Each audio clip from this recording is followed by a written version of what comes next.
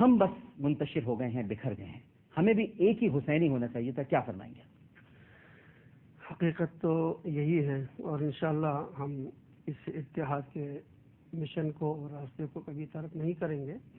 جیسے ابھی حضرت نے فرمایا، ہمارا متحدہ علماء محاذ کا ایک اخبار بھی ہے، ہفت روزہ راہ انصار کے نام سے. آپ انشاءاللہ میں کبھی موقع ہوا تو اس کی کاپیاں پیش کروں گا آپ کی خدمت میں. آپ خود دیکھ لیں گے کہ جناب ہم صحابہ کرام خلفائے راشدین کے ایام بھی مناتے ہیں اور علماء کرام اس میں خطاب کرتے ہیں. اور جناب ہم تمام مدارس میں، شیعہ مدارس میں، دیوبندی مدارس میں، بریلوی اہل حدیث مدارس میں، مساجد میں، ہر جگہ حکومت کے اداروں میں یہ اخبار جاتا ہے. تو یہ عملی طور پر ہم کر رہے ہیں اور یہ چیزیں ناممکن نہیں ہیں.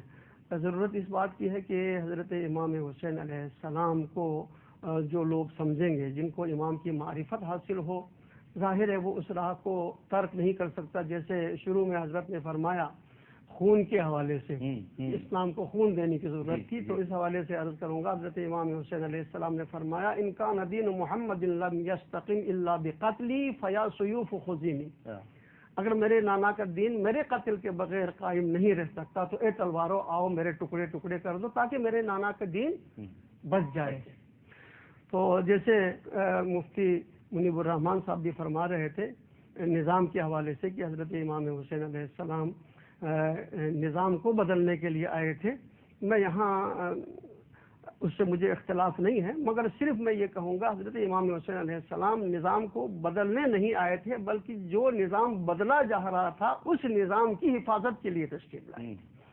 کیونکہ حرام محمد کو حلال اور حلال محمد کو حرام کیا جا رہا تھا، اور یزید نے اسی لیے بیعت امام حسین سے طلب کی تھی، ورنہ دنیا نے بیعت کی تھی. کیا ضرورت تھی کہ ایک حسین سے بیعت نہ لیتے؟ مگر یزید جانتا تھا کہ اگر حسین بیعت نہیں کریں گے تو یہ ساری بیعتیں بیکار ہیں، اور یہ ہوا. اور اگر حضرت امام حسین بیعت کرتے اس کا مطلب یہ تھا کہ جو کچھ یزید کر رہا ہے وہی اسلام ہے. لہذا اس دین اسلام کی حفاظت کے لیے حسین میدان کربلا میں تشریف لائے، اور خون کے حوالے سے انہوں نے جناب ہر قسم کا خون، چاہے اس میں بچے کا ہو، چاہے جوان کا ہو، چاہے بوڑھے کا ہو، جتنے بھی اصحاب حسین کے چاہنے والے تھے، میں تو یہ کہوں گا جناب کہ ان تمام کا خون کا ایک ہی گروپ تھا جو اسلام کے لیے خرچ ہوا.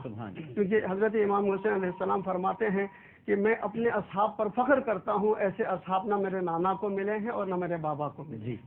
حضرت امام حسین فخر کرتے ہیں، جن پر حسین فخر کرے، جو حسین کے مشن پر، حسین کے اشارے پر چلنے کے لیے تیار ہوں. یقیناً ان کا بھی خون کا گروپ وہی تھا جو حضرت امام حسین علیہ السلام کا تھا، جنہوں نے قربانی دے کر دین اسلام کو بچایا. اور آج بھی الحمدللہ دین اسلام کا نام روشن ہے.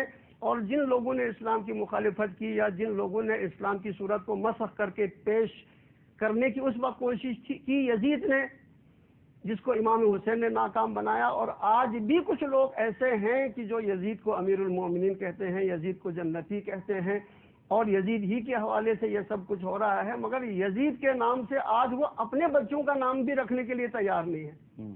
یعنی یزید اپنا انجام اس سے مشترک نہیں چاہیں گے. جی ہاں. ڈاکٹر صاحب نے ہر نشست میں کوشش کی ہے کہ وفد کے یزید کی طرف اشارہ کریں. کسی بڑی سامراجی قوت کے ملک کا نام تو نہیں لیا ہے، لیکن اشارتاً یہ کہا ہے کہ ہم سامراج کے ہاتھوں میں بیعت کرتے جا رہے ہیں. اور اس وقت ہمیں مرزا صاحب یہی پیغام دینا ہے کہ اب وقت کو بھی وقت کے حسین کی ضرورت ہے. اور پاکستان جیسے بھی حالات ہوں انشاءاللہ تعالی یہاں دعا کیجئے کوئی حسینی قیادت، اللہ اکبر، سنت رسول صلی اللہ علیہ وسلم کی تابع ایسی آ جائے کہ نظام مصطفیٰ یہاں نافذ ہو. پاکستان ہی قیادت کرے گا. میں اپنے بچوں کے ٹوٹے ہوئے دل جوڑنا چاہتا ہوں کہ مایوس نہ ہونا. کوئی کہتا ہے پاکستان اپنی حفاظت نہیں کر پا رہا، فوج اپنی حفاظت نہیں کر پا رہی، تو ہماری کیا حفاظت کرے گی؟ ڈاکٹر صاحب فوج کے سامنے اگر دشمن کا جہاز آتا تو وہ اسے گولی مارتے، اسے مار دیتے. لیکن جب دوست کے لباس میں جہاز آ رہا ہو، آپ سے جن سے معاہدہ ہے وہ آ رہے ہوں، یونیفارم آپ کے دوست کی ہو، تو وہ تو سینے پہ گولی کھا کے حیران ہو کے دیکھتے رہے. اسی طرح جہاں یہ فسادات ہیں، اگر کوئی تیر کھا کے کمی گاہ کی اپنے ہی دوستوں سے ملاقات ہوگی تو پاکستانی فوج عساکر، اللہ اکبر، ایسی بات نہیں ہے. وہ پاکستان کے لیے، اسلام کے لیے جان دینے والا ہاتھ سپاہی.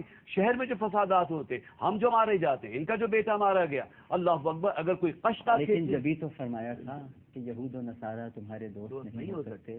بے شک وہ انہی سے دوستی. صاحب یہ ایک دوسرے کے دوست ہیں. ولن تردان کل یہود ولن نصارہ حتی تتبع ملتہم. ہم نے دوستی کیوں کی؟ اب انہی کی دوست. اچھا، اور اسی طرح یہ جو شہری فسادات میں جی ہم مارے جاتے ہیں، وجہ یہ کہ مارنے والا قشقہ کھینچا ہوا نہیں ہوتا ہے، اللہ اکبر، وہ بھی امامہ پہنے ہوئے ہوتا ہے.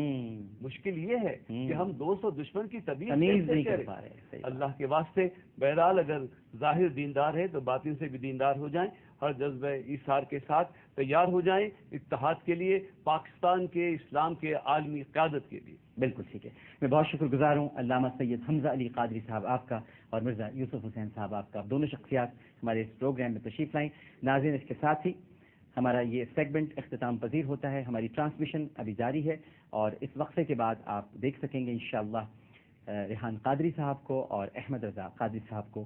ان سے ہم کلام سنیں گے، نعتیں بھی سنیں گے اور امام علی مقام سیدنا حسین رضی اللہ تعالی عنہ کی شان اقدس میں منقبت کا بھی نذرانہ پیش کریں گے. ایک چھوٹا سا وقفہ، وقفے کے بعد حاضر ہوتے ہیں. السلام علیکم ورحمۃ اللہ.